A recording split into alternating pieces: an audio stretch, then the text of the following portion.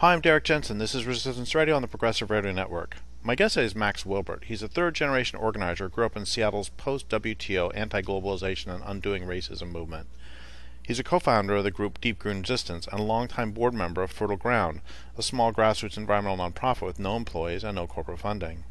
His first book, a collection of pro-feminist and environmental essays, was recently released. It's called We Choose to Speak and Other Essays. He's also the co-author of the forthcoming book Bright Green Lies with me and Leah Keith, which looks at the problems with mainstream so-called solutions such as solar panels, electric cars, recycling, and green cities. The book makes the case that these approaches fail to protect the planet and even protecting empire from the effects of peak oil and ecological collapse. So first off, Max, thank you for being on the program. Second, for all of your wonderful work in the world. Thanks, Derek. Great to be on again. So today I'd like to talk about the Deep Green Resistance Direct Action Trainings. Can you say what they are and why they're necessary? Sure. So we started putting on these trainings about 4 or 5 years ago now, and we've done half a dozen, perhaps a few more at this point. We came to the point, myself and some of the people I organized with in Deep Green Resistance, we've been involved in all kinds of different struggles over the years. I participated in, fighting the tar sands and fighting various pipelines and fighting logging projects and water extraction and all sorts of different things, police brutality.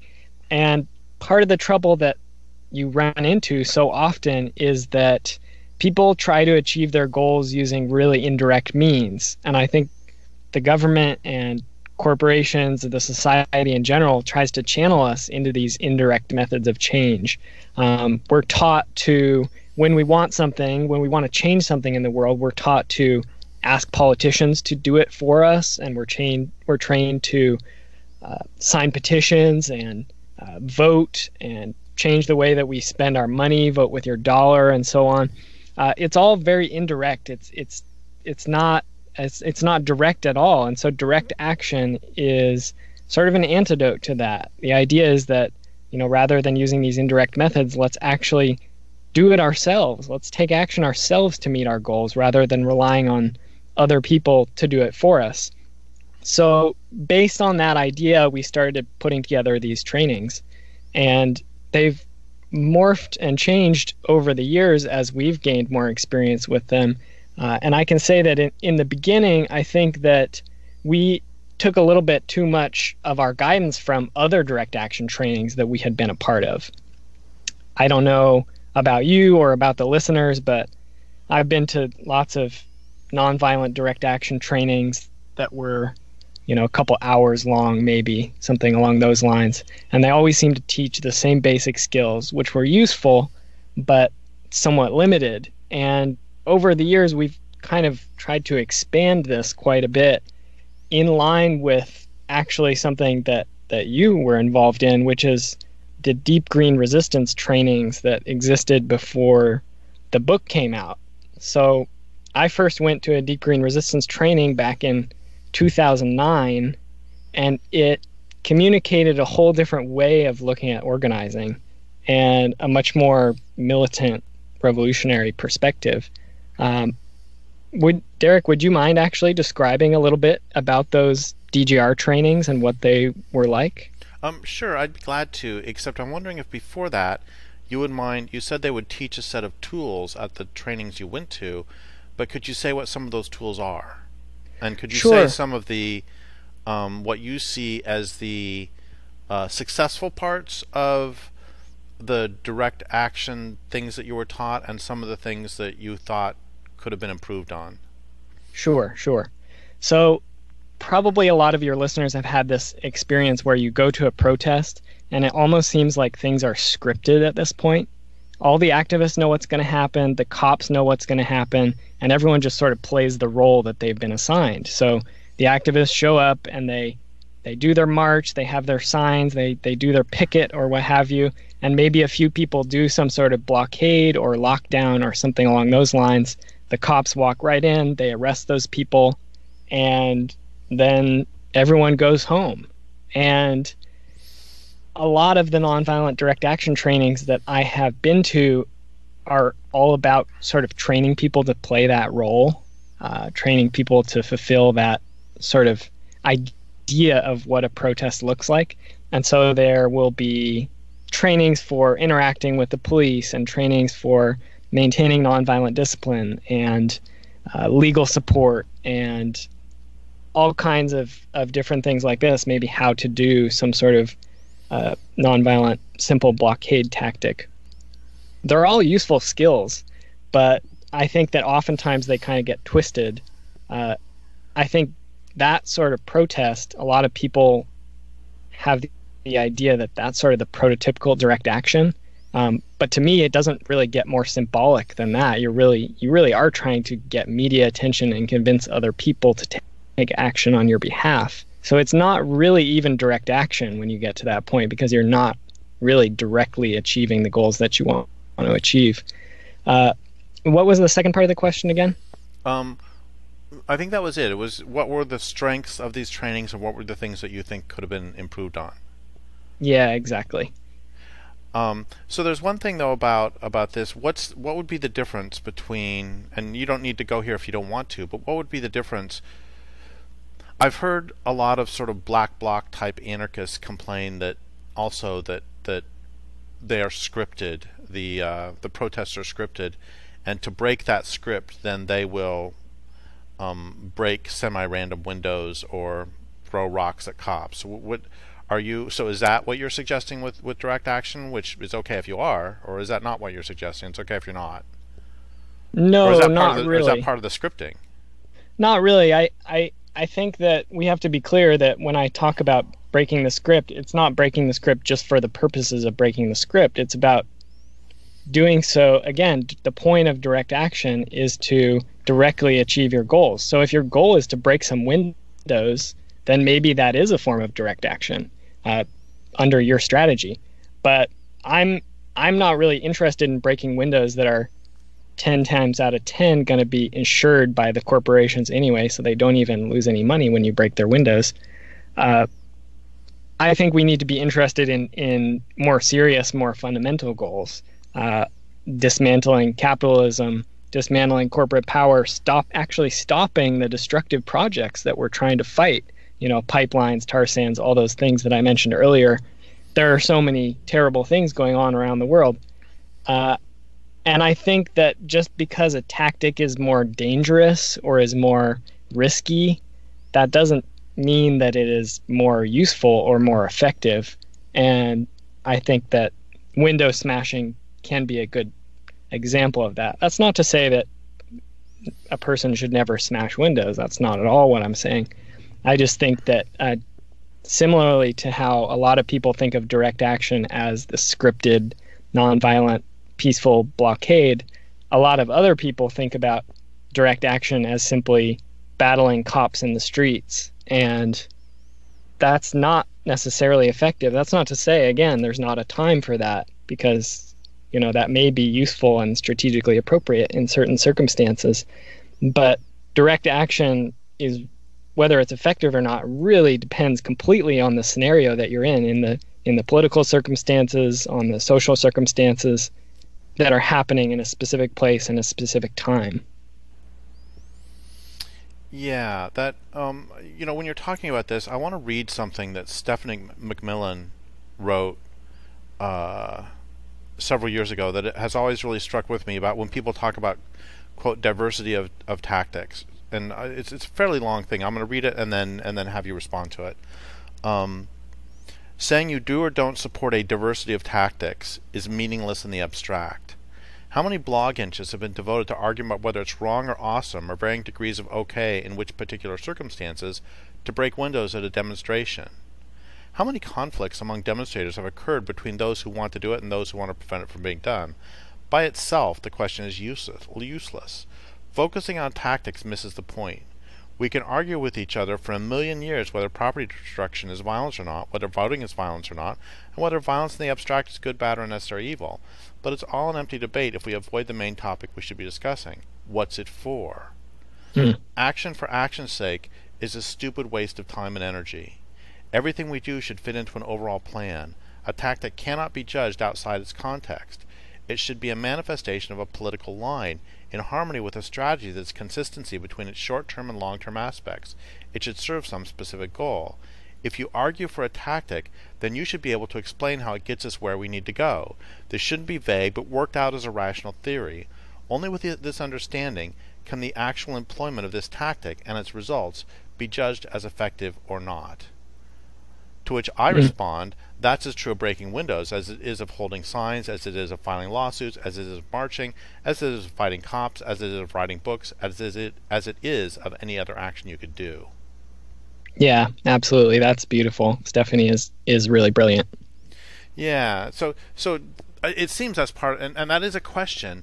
And I'm going to ask this question of the listeners. You can answer if you want, but I'm really asking this for listeners to think about this. Is like, think about the A to B. How does your marching in a protest, or signing a petition, or blockading yourself on a train track, or whatever it is you're doing, how does that actually get you toward your goal?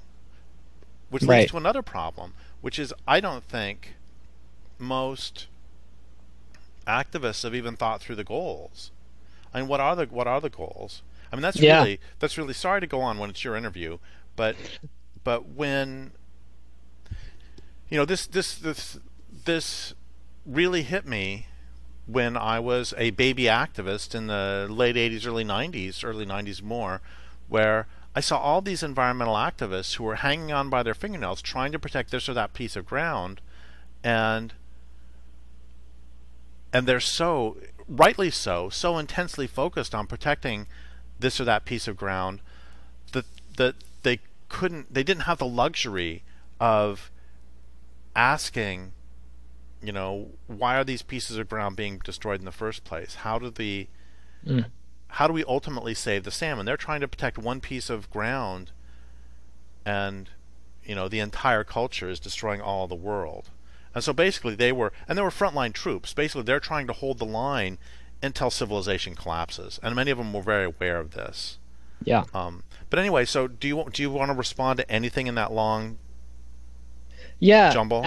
Absolutely. So that's exactly why when we do these trainings, we start with an overview and a discussion of the global context that we're in, and we start by talking about grand strategy, because if we don't have a big picture of what is happening, what's the context for our actions, and of our strategy and what we're trying to accomplish and how we think that could happen, then action is going to be worthless, like Stephanie said. And so, of course, the context now, we have to help people to understand that our movements are not winning. We're not being very, very effective by and large. There is the occasional victory here and there, but if you look on the big picture at whatever issue, global warming, species extinctions, toxification, patriarchy, white supremacy, all these different issues, they're generally heading in the wrong direction for the most part. And so given that global context, then we have to look at why is that happening, and we have to analyze what are the systems of power that we're operating under, what are the institutions that we're operating under, why is it that our so-called democracy is not allowing us to stop these things, and then we have to dive into grand strategy. And that involves taking a look at, you were just talking about all of these environmentalists defending these places, which, as you said, is the front line work. It's very important. But one of our big focuses in these trainings is, let's take a step back and examine how many of our struggles are defensive. And anyone who has studied military strategy knows that you don't win a war by defense alone. In fact, if you're only doing defensive measures, then you're condemned to defeat. Even if you win, 99 battles out of 100, you're still headed towards defeat. And we're losing a lot more than 99. We're losing a lot more than 1 out of every 100 battles. Probably the opposite, in fact. So we start with that big picture. Just one thing real quick. Robert E. Lee was asked once why he so often attacked, even though he was often outnumbered 2-1. And he responded, "We must weigh the risk of action versus the positive loss of inaction." Anyway, go ahead. Absolutely. Which I Absolutely. wish everybody talked like that today, by the way. Yeah, and that's the thing is with these direct action trainings, we have people come in and they've gotten the same messages that I got growing up as an activist and that so many of us get that, that first we're told that nonviolent action and voting with your dollar are the way to go. And then a lot of people figure out that those things don't necessarily often work. And then people fixate on direct action. And we have to be the people who go into these communities. People come to us, they're involved in a certain campaign, and they say, "Can we bring you out for a training?" And we say, "Yes." We come out and we do a training, and we have to burst their bubble a little bit. Honestly, we have to say to them, direct action is not something that's going to solve every problem. It's not something that is a magic bullet that can just fix everything for you. And sometimes direct action can win a campaign, but that's often going to be the exception. I mean, look at Standing Rock, look at the Occupy movement, look at the WTO protests. I mean, these are all incredibly massive mobilizations of people and resources and all focused on direct action. And what we're seeing is maybe some tactical victories, some small victories, but at the strategic level, our movements are losing. All of these struggles were lost ultimately. And so we try and bring that perspective to people and explain that, we need to change our whole conception of what direct action means, because if it only means this specific type of nonviolent protest that is pretty scripted, or if it only means window smashing, then we're condemning ourselves to defeat. And we have to understand that, the history of direct action is basically the history of resistance movements around the world. So whether you're talking about, John Brown, the Algerian liberation movements, the IRA, whether you're talking about, the Black Panthers, the Deacons for Defense, the suffragists, all of these movements were built and centered around direct action. And it was a lot more diverse and strategic in many cases than the modern conception that people have. Yeah, yeah. So would this be a good time to talk about the older the DGR workshops that we used to do? Sure. So the DGR workshops would provide context for all of the destruction of the planet. There would be some, history of the last 6,000 years of how civilization's been destroying the planet, and there would be discussions of the difference between the way liberals think and the way radicals think, and approaches between liberal versus radical. There would be a lot of history, a lot of sort of taxonomy of action discussions, and then the heart of it was a 2-day program. The thing would last Friday night, Saturday, Sunday, until the afternoon or evening. And the heart of it was a simulation that we would put people through, a game, where it would be the current day, and then Eric would stand in for the government, Lier would stand in for the natural world, and I would stand in for the general public.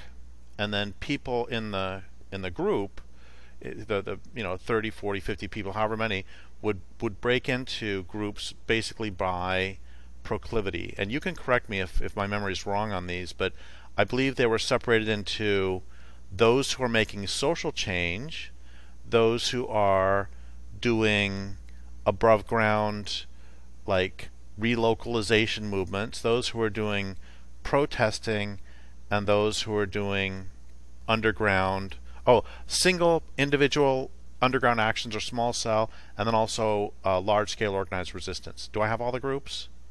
Yep, sounds right. Okay, so they would break themselves into those groups by proclivity. Everybody goes to the group they want, and there might be one person in the organized militant resistance group, which is of course an oxymoron, but that's all right. And then we would play out scenarios. So what do you do? What's your first round of action? And so the group that's really interested in relocalization, I remember one time they built a Montessori school, and that's all great. And then the small cell group would do something else, would do some sort of action, and then after they all said their actions, we, the three of us, would go through and we would say what the response by the government was. So if you build a Montessori school, the government doesn't really care. If you have a small group of people try to break into a military installation and steal all their guns, then Eric, as the government would say, well, you were all arrested, you're now in federal prison. We would give the government a response. Or if they didn't catch all of them, it'd be like, okay, so we're going to pass a law now saying that there's a curfew. The government would respond however the government would respond to that situation. And then the public would respond. They make a Montessori school. It's like, that's nice. They have pizza. They kind of have some pizza when I go over there. It's like the public would respond. It was the public. I don't think really. It's like, okay, maybe my kids like it, maybe not, whatever. Anyway, and then the land, it would be Leah always had the final say, because the land always has the final say, and she would say your Montessori school did absolutely nothing to help the planet, and that protest that you had over there, where everybody held their signs, it was great, and they took nice pictures, and it was in the newspaper. Biodiversity is still going down. Oceans are still getting worse. Carbon emissions are still going up. And we tried doing this program once in a 3-hour workshop, and it failed miserably. And the reason it failed is because it really took... The point of this whole process really was to break people's hearts. And what I mean by that was that when we look in the real world, our tactics aren't working. So in the simulation, we would have people filing timber sales, and then Eric would respond as the government did, which is to say, your timber sales are slowing the rate at which timber is cut. So we decided we're going to pass a salvage rider, which means that timber sales are no longer susceptible to appeal. So we're going to cut all the trees. And the public response to that, when they came to me, it's like, what do you think about that? I don't care, whatever. Which was the public's response when they passed the salvage rider. And so and this is of course something faced by every activist in the world. I realized for sure in 1995 that anytime we find a way to use the rules of the system to shut down the system, or to stop some destructive activity, to stop some injustice, those in power change the rules. And so the weekend would be spent doing that to the people, that basically more protests, more this, more that. We have 100,000 people get together and march in the streets of Washington, and end of the line, Lear says, biodiversity goes down. You didn't stop carbon emissions. And so somebody would break a whole bunch of windows, and biodiversity goes down. And the point was to when we had them for a weekend and not just 3 hours, people would undergo that process of having their heart broken, as environmentalists go through that process of having their heart broken. And then toward the end, we would see more and more people drifting over to the organized militant resistance, and then we would also see that oftentimes the government did not like that and would arrest many of them. Eric would arrest them, and the general public didn't like it very much either, especially when they interrupted my ability to watch the Omni Super Bowl. The government was omniv, and if they cut power during the Omni Bowl, man, I didn't like them at all. Yep. And so that's I hope that's enough of an introduction. So now if you can take it back to the current status and run with it, that'd be great. Yeah, thank you for that. And those trainings were really great. And if anybody didn't get a chance to go to one of those who's listening to this program, I'd urge you to check out these direct action trainings, because we're trying to take that same model and apply it today. And yeah, there are, as you explained, there are really two different parts. The first one is disabusing people of their inaccurate ideas about what is going to be effective for making social change or stopping the murder of the planet.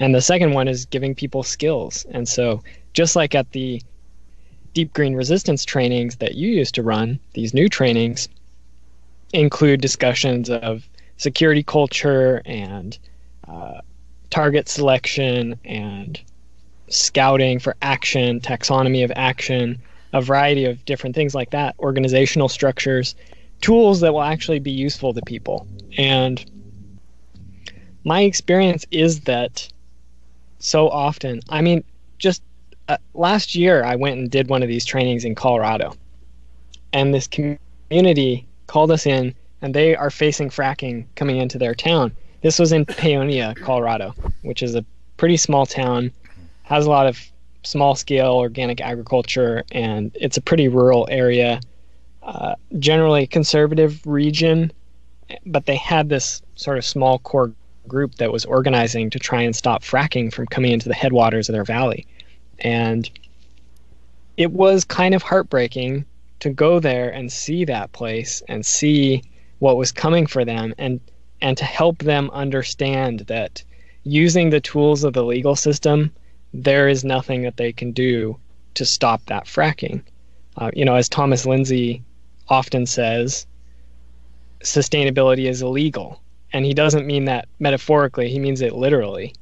It's illegal to make the sustainable choices in this society and in most societies around the world, because they're built on destruction, obviously. So it's kind of heartbreaking to take people through that process, but we have to do that. We have to have our bubbles burst before we can start to contemplate more effective types of action. And it reminds me of, you mentioned that I grew up in Seattle in the intro, and it reminds me of 2003, February 2003, marching in the streets in Seattle against the invasion of Iraq. And I think that was the largest day of mass protest in world history. And I think it still is to this day, if I'm not mistaken. There were millions and millions of people all over the world. I mean, from basically every country in the world, there were these massive marches taking place simultaneously. And in Seattle, there were 50,000 people, and I was marching as part of this group. And I just remember the feeling of power marching with 50,000 other people through downtown Seattle. The feeling of power that gave me as a teenager was incredible. And then I experienced the pain and the reality that our protest did nothing. The war went ahead, the invasion went ahead a few days or a few weeks later. And, now look at the result. Millions of dead Iraqis, refugees, the depleted uranium poisoning of places like Fallujah that are now going to be radioactive basically forever. And, a lot of people look at things like the rise of the Islamic State and all these other groups and say that wouldn't have happened without the invasion of Iraq. So, I mean, literally just millions and millions of lives lost and untold ecological devastation and all the you could just go on down the list. And our protest did nothing to stop that. And that was a very, very important lesson to learn. So I think that's one of the most valuable things we can do with these trainings is help people to understand why what we are doing is not working and pave the way for considering more effective methods. So I want to ask you two directions with this, and you can go either direction or both. One of them is how do you deal in those action camps with the sorrow that you're throwing people through in a weekend that you and I dealt with over a longer period of time, or you can go what are more effective means than a protest of millions of people all around the world? Well, I'll take the second one first. And given that this is deep green resistance, we talk about the same things that you wrote about with Eric and Lier in the Deep Green Resistance book. And we especially focus on militant action, militant resistance against the industrial infrastructure. So, for example, in this training in Colorado, we were explaining to people, we can protest here, we can do nonviolent direct action blockades, we can petition the government, we can talk to politicians, we can make signs, we can do all these things, and they're very, very unlikely to make any difference. But if someone were to take out these supplies of frac sand that the fracking companies are completely dependent on, there are only a few places where they need a certain very particular type of sand, a certain mineral, and it can only be found in a few regions in the United States. I think up in the government is one to sort of inject it into their wells and make the frac. And if some sort of sabotage or the infrastructure that was necessary for that frac sand to be mined and then transported to where it needs to go, if that was halted, then fracking would become technically impossible to continue. And as you have said before very often, Derek, the way that you win any war is by removing the enemy's ability to wage that war. And we try to help people to understand that by going through a lot of examples of contemporary and historic resistance movements and specific actions, specific campaigns, both effective and not effective, and talk about what made them effective and what made them fail if they did. So we'll talk about, for example, the movement for the emancipation of the Niger Delta, which, with a very small number of people and a small budget, at one point knocked out 40% of the oil export capacity of Nigeria, which is the largest oil producer in Africa and one of the largest in the world. And they did that using sabotage against the pipelines and the processing facilities, essentially. That's something that the environmental movement in the U.S. cannot even claim to come close to. I mean, the U.S. is now the leading oil producer in the world, and the environmental movement here has been unable to stop that, has been unable to stop increases in production, let alone knock it down by 40%. So we go through examples like that, and we talk about them in detail in these trainings to help lead people through this process. As you're speaking, I keep thinking of the understanding. I'm guessing that a lot of people who are listening are going to object to the language of war and the language of the way you win a war is by destroying the enemy's capacity to wage war, because what's the war? And for me, one of the things that's important to realize is that so many indigenous people have said to me that the first and most important thing we have to do is to decolonize our hearts and minds. And part of that process, for me, was to change my loyalty away from the system and to the natural world itself. And for me, when I start to perceive the world from the perspective of the salmon, or from the perspective of the redwood trees, or from the perspective of the lampreys, then all of a sudden I do realize that there has actually been a war that's been going on for several thousand years against the world. And can you talk about the moving of people through that process when you do these action trainings? Yeah, absolutely. It's something that I understand. And talk about your process too. Yeah, it's something that I understand deeply because I came up in the anti-war movement.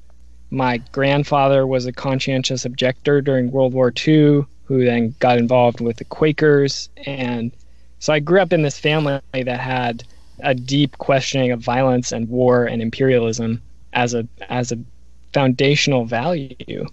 And so I really understand being profoundly uncomfortable with that language of war.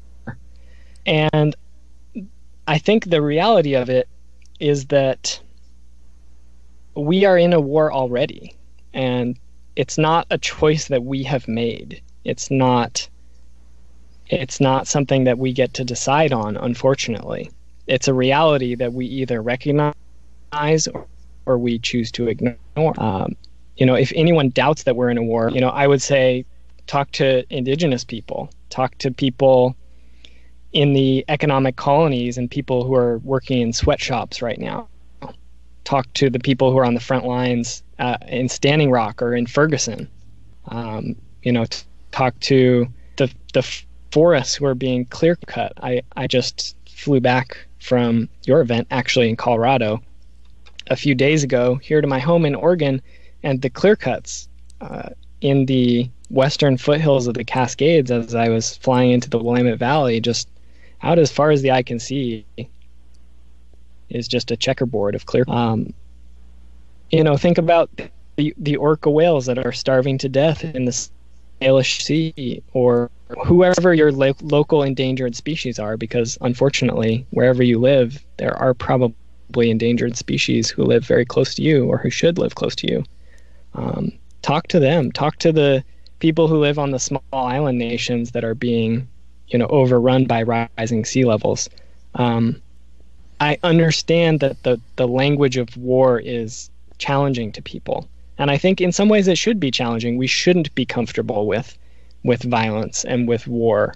That means that we're good people and we hold good values in our hearts. But at the same time, I think we need to recognize, like I said, this is not a choice that we've made. This is a reality that we recognize or we ignore.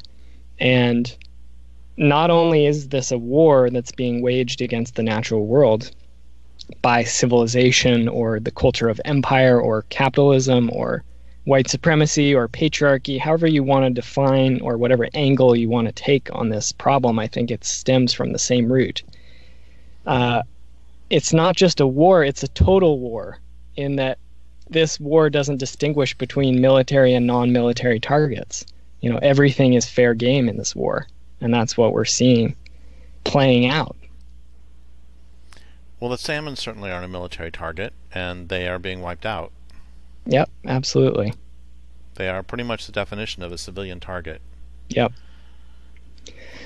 Yeah, one of my favorite quotes is from the musician Lauryn Hill, who said in one of her songs or on one of her live albums, she said, "Fantasy is what people want, but reality is what they need." So that's a big focus in these trainings, is trying to help people understand the reality of where we're at. And that is a hard, challenging, emotional process. And ultimately, it may just come down to people's character, because some people have the courage and the determination and the strength to face that reality and then decide what they're going to do with it. And other people just don't seem to have that ability for whatever reason. I mean, a lot of people have totally legitimate reasons that they can't be involved in resistance movements, at least not on the front line, but anyone can be involved at a support level. And that's huge. I mean, I was recently invited to go to the Philippines on behalf of DGR. They use the term the archipelago there as a decolonized term. And I was invited to go there for a couple weeks and do some trainings.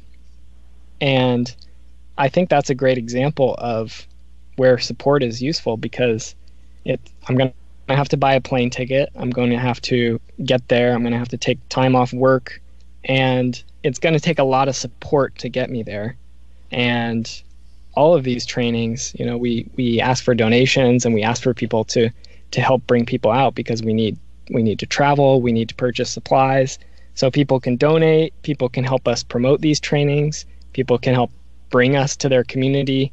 There are a lot of different ways to contribute, even if you can't be on the front lines.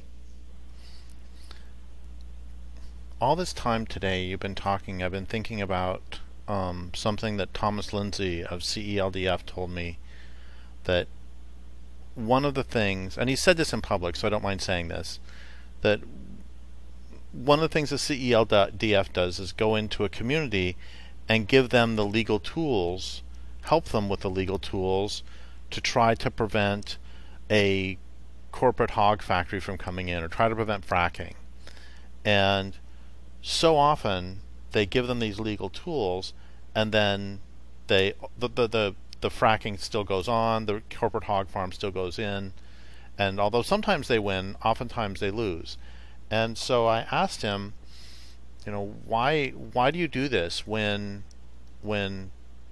so often, apart from the fact that it's the right thing, why do you do this when so often you lose? And he said that there is no better way to make a revolutionary cadre than to go in, give people who believe that we live in a democracy the tools to put democracy in place, and then to see them to see the full might of the government and corporations combined come down on them and stop them from implementing democracy in their own communities. He said that's, you get people who believe we have a democracy, you show them, you walk them through the processes, and you help them through the processes, and then they get stomped on. That's a really good way to help some of them, at least, move to the next level of understanding. One of the I was already getting it quite a lot, but one of the things that really helped radicalize me was the salvage rider. I had worked on so many tens and hundreds of thousands of acres, protecting them from chainsaws, and every one of those acres was cut as soon as they passed the salvage rider in 1995, under a Democratic president, by the way. And it just, I was already really radicalized at that point, but it radicalized me even further. Yeah, absolutely. Yeah, and I think that is always one of my main goals with these trainings, is that if you look through history, revolutionary movements and liberation struggles don't just emerge fully formed out of a vacuum. They generally arise and succeed, if they do succeed, because people train, they prepare, they plan, they organize, often for decades before the actual revolution is carried out.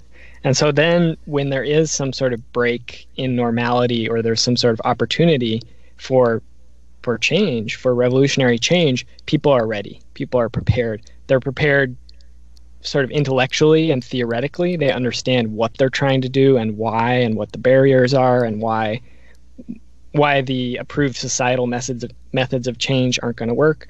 But they're also prepared just in terms of literally having the skills necessary, having the organizational networks built, having organized resources, and actual organizations, groups formed to take advantage of these things.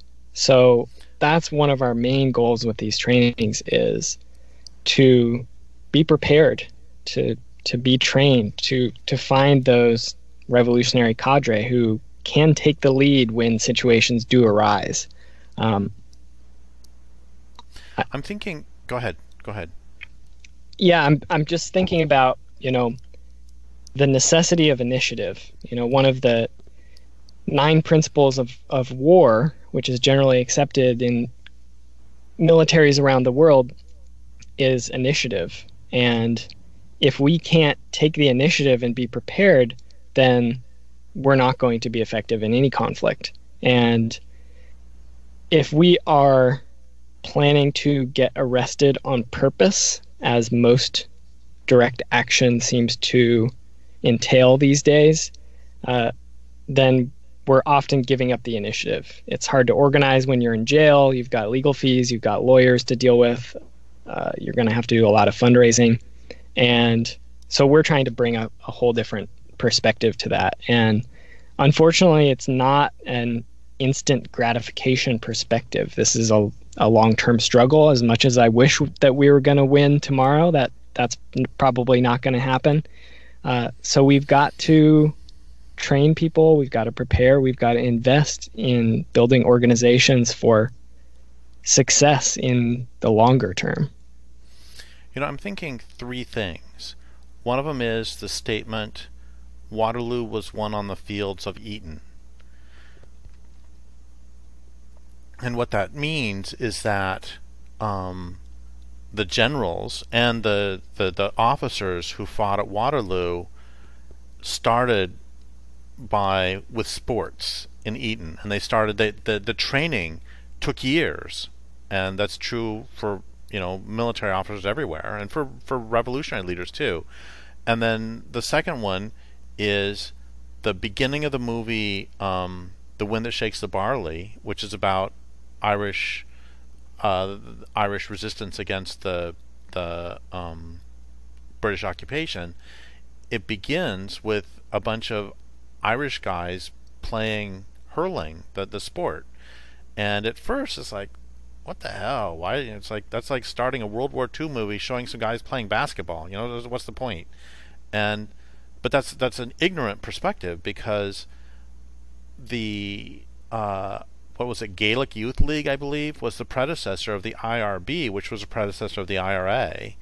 And the point is that through the sports, through a traditionally Gaelic, not a British sport, but a Gaelic sport, they were both learning their own history, they were changing their identification away from the British to the Irish, and they were also learning how to work together and getting in good shape. And this was, decades before the other. But that's where the people who created the movie did a really good thing with that I didn't understand when I first saw it. And then the third thing is a lot of people got really excited with Arab Spring, and it's like, oh wow, it's so great. See, all you need to do now is put a bunch of posts on Facebook and get 100,000 people to gather, and everything's going to be great. But then I think, and Ramsey Kanaan said, there's a big distinction between mobilizing and organizing. And Facebook can be great for mobilizing, but it's crap for organizing, which takes hard work. And so with Arab Spring in Egypt, for example, everybody's yay, yay, democracy, wonderful, wonderful. And then who were actually the winners of the first round? That was the Muslim Brotherhood, which had been organizing since the 20s at least, doing hard work of organizing, waiting for the moment. And then actually who won the second round was the Western-backed military with the new dictatorship. So Arab Spring in Egypt it was not a victory for Facebook. It actually shows that what you need is long-term organizing and long-term capacity. I don't know. Take any of that where you wish. Yeah, absolutely. And with these trainings, I look at them as partly an organizing opportunity. It's a way to travel and meet people, build new relationships, and identify those people who are most committed and most ready to step up at some level into the struggle and take some sort of leadership role. And it always ends up being a two-way process. I feel like I learn a lot every time I participate in teaching one of these trainings. I learn a lot about their local struggle, about the fight that they've engaged in, and how it has played out on the ground. So yeah, I think that's absolutely the case, that there is a big difference between organizing and mobilizing. And one of the definitions that I teach in these trainings is that a simple definition of organizing is that organizing equals organized people plus organized resources. And an expansion of that definition would be that effective organizing involves doing action. You always have to be maintaining relationships, because, again, to go back to Stephanie McMillan, she has a brilliant comic that says every revolution begins with two people talking. And I think that's a critical message. And we need to learn. We can't be stuck in our ways and just always be inflexible or dogmatic. We always need to be learning and adapting to the circumstances that we find ourselves in.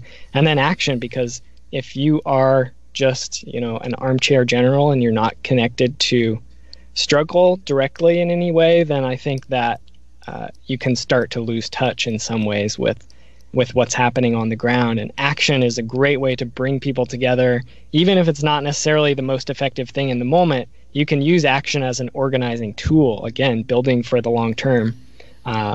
You can use action as a tool to bring people together and build and strengthen those bonds.